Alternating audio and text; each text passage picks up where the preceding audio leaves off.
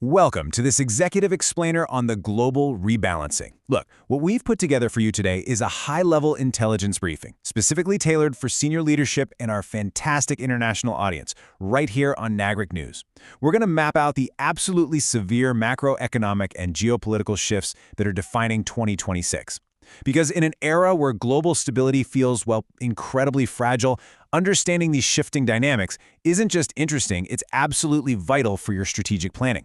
So let's dive right in. All right, looking at our executive summary today, we're completely bypassing the usual domestic noise. We are zeroing in strictly on 5 critical theaters: the market shocks from the war in Iran, the anxieties surrounding the US-China summit, the realities of tech decoupling, Russia's internal pressures, and finally how middle powers are quietly forging their own alliances. We're going to start right here, with the immediate economic shockwaves radiating from the US-Israeli war in Iran and the massive macro-level ripple effects of the American blockade. The bottom line up front, the sheer scale of the economic devastation inside Iran is staggering. Between wartime pressures and a really severe government-imposed internet shutdown, the private sector is virtually crippled. Take Decoupling, for example. They're basically the Amazon of Iran. They've been forced to drastically slash their staff. In fact, an Iranian government official estimated that this crisis has triggered a whopping 2 million direct and indirect job losses. To put that into perspective, on just one single day in April, an Iranian job search platform saw a record 318,000 resumes submitted. The economic vortex there is getting highly complex. And for us, international observers, a hollowed-out Iranian private sector means a state's going to be way more reliant on shadow economies and asymmetrical warfare. Now, this brilliantly illustrates the cascading nature of modern crises. It's like a giant domino effect. A localized tech sector collapse and infrastructure damage in Tehran absolutely does not stay in Tehran. The US-imposed blockade has cut off a huge chunk of Iran's oil exports, and that is directly driving macro-level energy deficits all over the globe. For those of us monitoring the Asian subcontinent, this is severely hitting highly vulnerable, import-dependent economies. Specifically, it's directly targeting Indian state-owned oil companies. The severity of this global energy crunch actually prompted an unprecedented call for sacrifice from Prime Minister Modi, as global supply chains just continue to tighten. Everyday citizens first felt this macroeconomic strain when supplies of cooking gas started running low. But now, the government is missing its budgetary targets by really uncomfortable margins. Inflationary pressures are rapidly mounting, and the rupee is weakening as the cost of imported energy just skyrockets. The absolutely crucial point here is quantifying that exact strain. Just to shield ordinary citizens from the full, brutal pain of this crisis, Indian state oil companies are deliberately running higher deficits. Get this, they are currently absorbing an estimated $175 million in daily losses every single day, just to keep the domestic economic pain somewhat manageable. But as the government has clearly signaled, the fiscal danger of continually kicking this can down the road is severe. It poses a very, very real risk to the sovereign balance sheet if this blockade and these deficits persist. All right, let's pivot over to the strategic risk and the profound sense of, well, dread that's hovering over the impending summit between President Trump and President Xi Jinping over in Beijing. For countries watching this from afar, particularly in the Indo-Pacific, the mood is exceptionally grim. Asian nations are genuinely terrified that this highly transactional meeting could result in major geopolitical concessions that completely reshape regional security. There are deep anxieties about weakened U.S. security commitments across the board. Take Taiwan, for example. There's a $14 billion arms sale currently waiting for final approval, and many fear it might just be permanently halted. There are also grave worries about the potential cancellation of the AUKUS Pact, or, even worse for some, significant troop drawdowns in Japan or South Korea. All of this potentially leveraged just in exchange for better economic terms with Beijing. And this anxiety? It's deeply grounded in expert consensus. Asian leaders might be keeping their public statements cautious, but privately, defense officials are frankly discussing giving up their faith in America as an unwavering guarantor of stability. They fundamentally fear abandonment. When foreign policy becomes this unpredictable, collective deterrence can be weakened practically overnight. This persistent superpower friction brings us directly to our third front, the rapidly accelerating US-China tech decoupling and the really harsh realities of shadow cyber warfare. This is a major milestone for technological independence.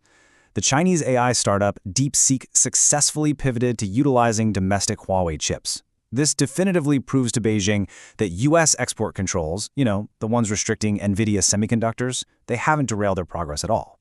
Actually, scratch that. It signifies a much broader failure of Western containment strategies in the core tech sector. This gives China a ton of fresh confidence entering strategic trade talks because they're practically demonstrating that they can successfully build advanced foundational technologies completely at home. Now, this technological divergence directly fuels a new kind of digital confrontation. At the exact same time, we're seeing aggressive pre-positioning of malware in U.S. utility systems. We're talking water and electrical supplies here, through a cyber proxy known as Volt Typhoon. And then there's another highly sophisticated operation, Salt Typhoon.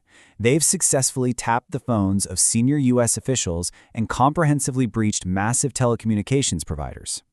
And the financial stakes of this ongoing shadow war? They are simply staggering.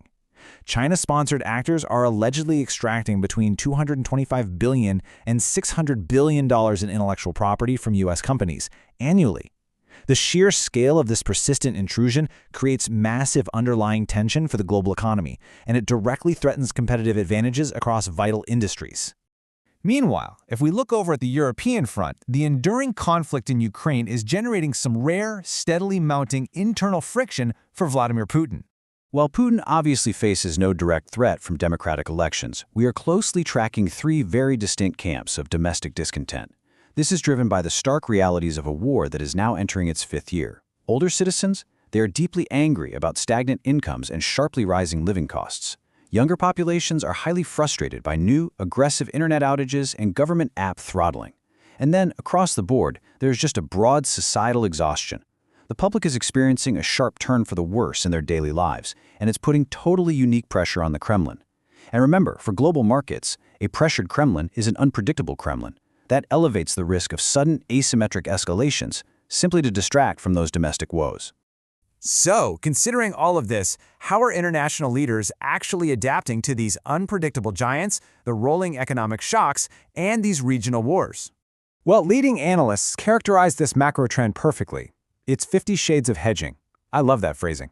Smaller nations are behaving as if they're stuck in a monster movie right now, moving quietly, trying diligently not to provoke the unpredictable wrath of petulant superpowers.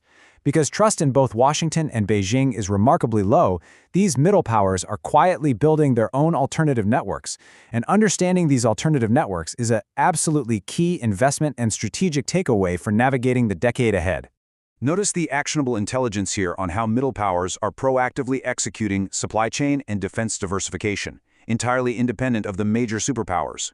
Just look at the strategic agreements sealed in the past few weeks. Poland is currently hosting South Korean tank lines. Canada is securing uranium shipments to India. India is actively offering advanced cruise missiles to Vietnam. It is a clear, definitive blueprint. Nations are bypassing the traditional gatekeepers to create their own secure architecture of trade and defense. We're also seeing a striking rise in bold diplomatic hedging, driven by a real desire for strategic autonomy. For example, Spain's Prime Minister Pedro Sánchez has fundamentally broken from the traditional strategy of appeasement. He actively denied the U.S. the use of sovereign military bases in Spain for the Iran war, and he has consistently challenged Washington's direct demands. This defiant, pragmatic approach hasn't just boosted his domestic approval ratings, it has essentially made Spain a blueprint for other nations looking to chart a highly independent geopolitical course. As we wrap up this intelligence briefing, I want to leave you with this critical question to think about. As the traditional titans of the world are busy engaging in zero-sum trade wars, relentless cyber espionage, and highly unpredictable diplomacy, it really appears the middle powers are no longer just waiting around for directives. They are actively hedging, systematically diversifying, and building the future architecture of global trade. Thank you so much for joining me for this Executive Explainer right here on Nagrik News. Keep this analytical framework in mind as you confidently evaluate those macroeconomic and geopolitical risks for your own strategic planning. See you next time.